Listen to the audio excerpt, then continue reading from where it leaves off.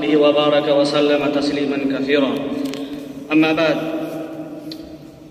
قال الله تبارك وتعالى في كلامه المجيد والفرقان الحميد: أعوذ بالله من الشيطان الرجيم، بسم الله الرحمن الرحيم: وتلك الأيام نداولها بين الناس أيها السادة الأكارم وحضرات الحكم، يسرني ويسعدني ويشرفني ببهجة وفرحة في هذه المناسبة الكريمة أن نقدم أمامكم المقالة بموضوع الازدهار المادي لأوروبا أسباب ونتائج.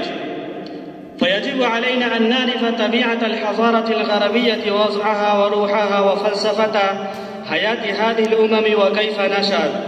أيها الإخوان، قبل أن ننظر ماذا أثر تحول القيادة من الأمم الإسلامية إلى الأمم الأوروبية في أقلية العالم والأخلاق الشعوب والأمم والمدنية والاجتماع والجهاجات الإنسانية وماليها، وماذا جنى منه نوع الإنسان، وهل كان ربحه أكثر من خسارته ورزئه أو بالعكس.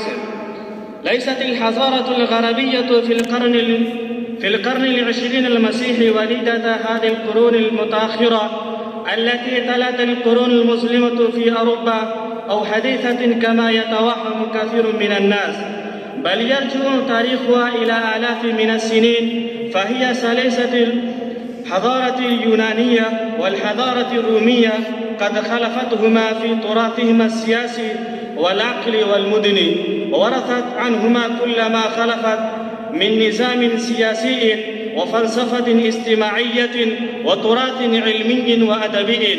اتجاه الغرب إلى المادية، وعلى كل فخ وقع المحظور وانصرف اتجاه الغرب إلى المادية بكل معانيها وبكل ما تتضمن هذه الكلمة من عقيدة ووجهة ونفسية وعقلية وأخلاق واجتماعية وعلم وعدم وسياسة. وكان ذلك تدريجا، وكان أولا ببقي على مهل الأسباب والنتائج. والمادية لأسباب حتمية طبيعية وتاريخية وعلمية قد أصبحت شعار الحضارة الغربية والحياة الغربية منذ عهد عريق في التاريخ، ولم تزدها النشأة الجديدة والنهضة العلمية والسياسية في أوروبا إلا حدة وقوة. وقد لاحظ هذا الامتياز كثير من علماء الغرب والشرق. واكتفي بهذه الكلمات.